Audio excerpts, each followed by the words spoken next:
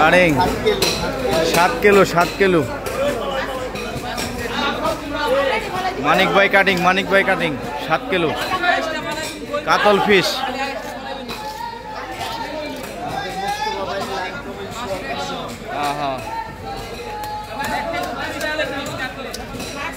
রে কাটার পরে লড়ে নাকি ভাই ফিশ কাটিং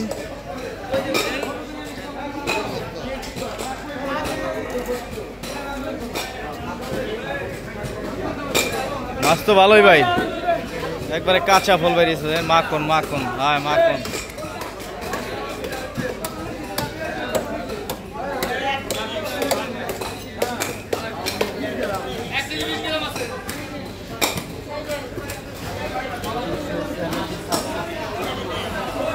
মাখন মাখন